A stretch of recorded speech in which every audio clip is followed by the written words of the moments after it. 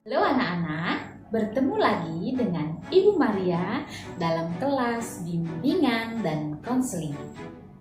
Anak-anak, apakah kalian pernah mengalami suatu kondisi di mana ketika kalian melakukan suatu kegiatan atau pada saat kalian punya goal atau tujuan yang sudah ingin kalian capai nih, tapi rasanya berat sekali untuk kalian memulai melakukannya. Misalkan nih, ketika kamu bangun pagi, lalu kamu bertekad dalam hati, mulai hari ini aku mau belajar 15 menit setiap harinya untuk persiapan PTS. Lalu setelah kamu pikir-pikir lagi, Kayaknya nggak hari ini deh, besok aja. keesokan harinya kamu bilang lagi, Kayaknya besok lusa deh, saya mulai nggak jadi hari ini. besok lusanya lagi, sayangnya nih besok lusanya lagi, kamu bilang lagi, Udah, kayaknya minggu depan aja deh, supaya lebih enak. sampai akhirnya kegiatan belajar itu tidak pernah kamu lakukan sama sekali. Anak-anak, tidak jarang kita semua sering menunda-nunda melakukan suatu kegiatan, atau tidak jarang juga di antara kita banyak sekali yang melakukan suatu pekerjaan di akhir tenggang waktu yang sudah diberikan. Jadi seperti menunda-nunda, seperti menunda makan, menunda mandi, menunda untuk belajar, dan lain sebagainya. Tahukah kamu anak-anak, kalau kita sering menunda-nunda dan melakukannya secara berulang, maka efeknya atau akibatnya itu menjadi tidak baik bagi diri kita sendiri. Ya? Nah, akhirnya bisa saja nanti pun pekerjaanmu menjadi tidak maksimal. Bukan begitu anak-anak? Lalu kira-kira apa ya penyebab kita sering menunda-nunda? Anak-anak, ada berbagai macam penyebab yang membuat kita suka menunda-nunda pekerjaan. Tetapi biasanya umumnya penyebabnya itu adalah rasa malas. Nah, poin selanjutnya, bagaimana sih caranya mengatasi rasa malas dan mengubah kebiasaan untuk menunda-nunda? Nah, untuk itu pada pertemuan kali ini kita akan belajar nih anak-anak bagaimana cara mengatasi rasa malas dengan belajar dari satu negara yang terkenal disiplin. Penasaran kan? Anak-anak ikuti terus ya video ini, oke? Anak-anakku, berbicara tentang rasa malas, mungkin kita perlu belajar dari satu negara yang terkenal anti sekali dengan rasa malas. Tahukah kamu negara apa itu? Ya, betul, negara Jepang. Anak-anak, seperti yang diketahui bahwa negara Jepang adalah negara yang terkenal dengan etos kerjanya yang baik dan orang-orangnya yang disiplin. Kenapa sih satu negara bisa punya budaya seperti itu? Ternyata anak-anak, sejak kecil mereka itu sudah dilatih untuk punya prinsip tertentu. Dilatih ngapain? Nah, mereka itu dilatih untuk mengulang suatu rutinitas positif setiap harinya. Nah, rutinitas itu terus-menerus mereka lakukan sehingga itu menjadi kebiasaan, dan kebiasaan itu menjadi budaya yang ada pada diri mereka hingga mereka dewasa. Sehingga pada saat mereka sudah dewasa, mereka sudah menjadi orang yang disiplin dan tidak malas-malasan. Anak-anak, ternyata budaya yang diterapkan di negara Jepang tadi tentang pengulangan itu ada penelitiannya anak-anak.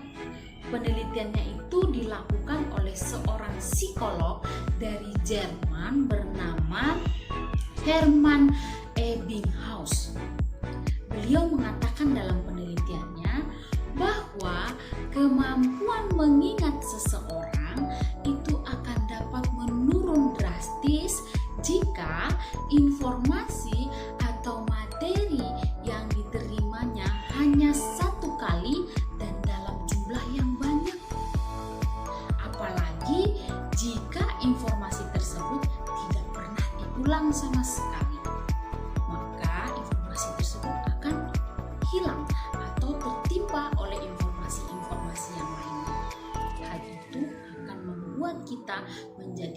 lupa dengan informasi tersebut. Nah, tapi ada pengecualiannya nih anak-anak. Misalnya ketika kamu mempelajari satu materi pelajaran dari Bapak Ibu guru dan kamu rutin mengulangnya, maka kamu tidak hanya cukup paham saja dengan materi tersebut, tapi materi pelajaran tersebut akan melekat tersimpan di dalam memori otakmu sehingga kamu menjadi master dalam pelajaran tersebut. Nah, anak-anak, sampai di sini cukup paham ya dengan penjelasan dari Ibu Maria? Oke, selanjutnya bagaimana cara menerapkan prinsip tadi dalam kehidupan kita sehari-hari? Satu hal yang perlu anak-anak ketahui dulu, bahwa untuk mengatasi rasa malas maka harus ada perubahan dalam diri kita. Nah, anak-anak, untuk melakukan perubahan pada diri harus dilakukan secara perlahan dan penuh kebijaksanaan. Maksudnya bagaimana? Nah, sekarang Ibu Maria ingin mengajak anak-anak nih untuk melakukan suatu kegiatan apapun itu, baik itu dalam hal belajar maupun dalam kehidupanmu sehari-hari. Minimal kamu luangkan waktumu 10 menit saja ya setiap harinya. Ingat tadi budaya Jepang mengulang setiap harinya pada waktu yang sama. Contohnya nih, kamu mau membiasakan untuk belajar untuk persiapan PTS. Jadi setiap hari pukul 7 malam kamu luangkan waktumu 10 menit saja untuk belajar. Belajar apa? Ya, belajar materi pelajaran yang akan diuji. 10 menit saja dulu. Ya. Nanti dalam waktu belajar 10 menit itu anak-anak tidak boleh ada gangguan apapun itu. Entah itu TV, entah itu handphone atau apapun. Jadi anak-anak harus fokus. Nah, ketika anak-anak berhasil melakukannya, ternyata anak-anak kegiatan atau hal yang kita lakukan ini juga bisa melatih tanggung jawab kita. Kenapa? Karena pada saat kita berhasil melakukannya, ada perasaan senang, ada perasaan bangga dengan diri kita sendiri. Karena kita sudah berhasil melakukan sesuatu hal yang harusnya kita lakukan. Nah, nanti perasaan-perasaan senang ini, hal itu akan membuat anak-anak ketagihan untuk mengulangi kegiatan yang anak-anak lakukan. Contoh yang seperti tadi ketika anak-anak belajar. Jadi, yang paling penting adalah anak-anak konsisten. Ya, harus dilakukan setiap hari dan pada waktu yang sama. Kita mulai saja dulu dari 10 menit saja.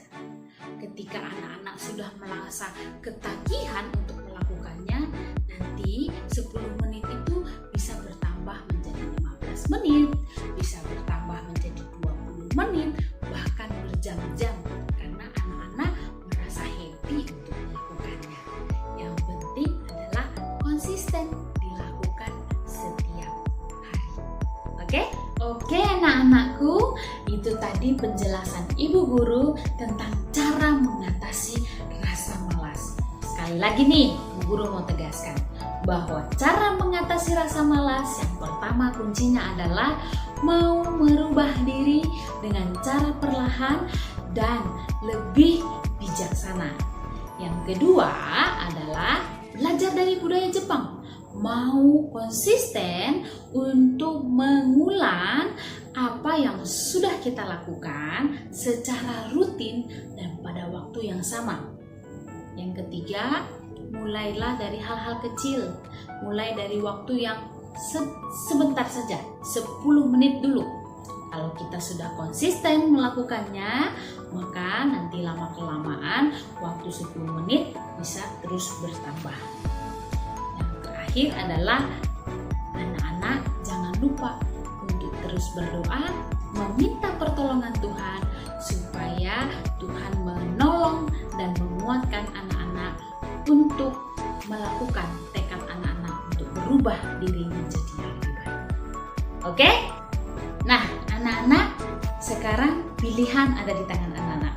Apakah anak-anak mau memilih untuk tetap malas atau mau menjadi disiplin dengan belajar dari budaya Jepang tadi? Terima kasih anak-anakku, sekian pembelajaran kita hari ini. Sampai bertemu lagi dalam pembelajaran berikutnya. Tuhan memberkati.